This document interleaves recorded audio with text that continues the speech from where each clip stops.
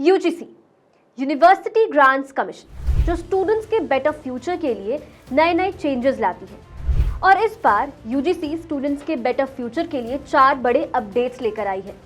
ये चेंजेस सिर्फ स्टूडेंट्स के लिए नहीं बल्कि एजुकेशन सिस्टम को एक नए लेवल पर ले जाने के लिए है। तो आप भी सोच रहे होंगे कि आखिर ये चेंजेस क्या है।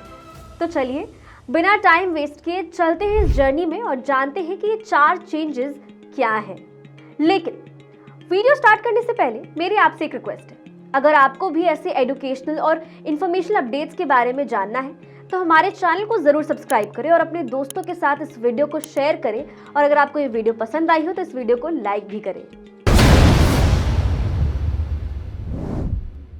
Now let's start by knowing the first change, that is advanced PG eligibility for 4-year UG graduates. UGC के इस नए गाइडलाइंस के अकॉर्डिंग अगर कोई भी स्टूडेंट 4 इयर्स का यूजी प्रोग्राम कंप्लीट करता है तो वो पीएचडी और नेट एग्जाम के लिए एलिजिबल होता है।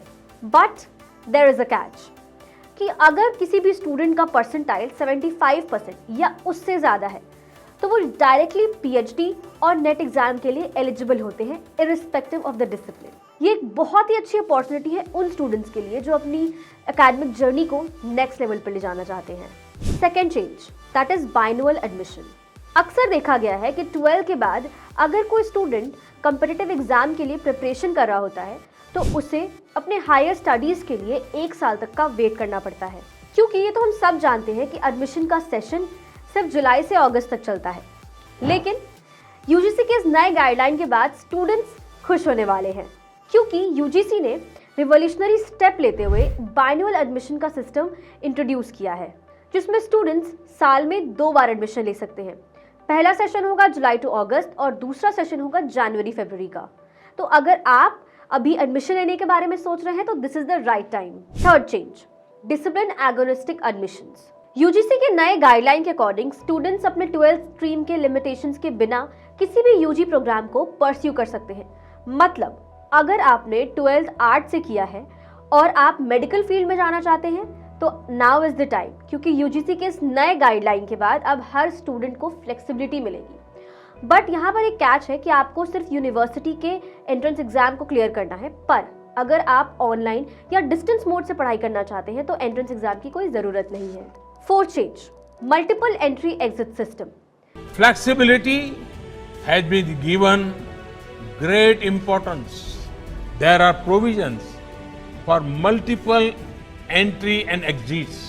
काफी बार देखा गया है कि स्टूडेंट किसी वजह से अपनी पढ़ाई बीच में ही ड्रॉप कर देते हैं और जब वो वापस शुरू करना चाहते हैं तो उन्हें फिर से स्टार्ट करना पड़ता है।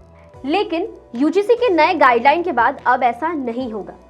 अगर आप अपनी पढ़ाई मिड में छोड़ देते हैं या फिर किसी यूनिवर्सिटी से अपनी पढ़ाई छोड़कर दूसरी यूनिवर्सिटी से उसे कंप्लीट करना चाहते हैं तो ये अब पॉसिबल है, क्योंकि जो आपके क्रेडिट स्कोर है वो सिक्योरली आपके एबीसी अकाउंट में स्टोर हो जाएंगे, जिसे आप 7 इयर्स तक यूज कर सकते हैं। यानी अगर आपने अपनी पढ़ाई बीच में ही ड्रॉप कर दी है और आपने 2 साल का गैप लिया है तो आप 2 साल बाद भी अपनी पढ़ाई को वहीं से रिज्यूम कर सकते हैं, पर ये सिर्फ 7 इयर्स तक एप्लीकेबल है। 7 इयर्स के बाद आपको फिर से शुरुआत करनी पड़ेगी। इन कंक्लूजन यूजीसी के ये 4 बड़े चेंजेस स्टूडेंट्स के फ्यूचर को और ज़्यादा ब्राइट और कन्वीनियंट बनाना चाहते हैं।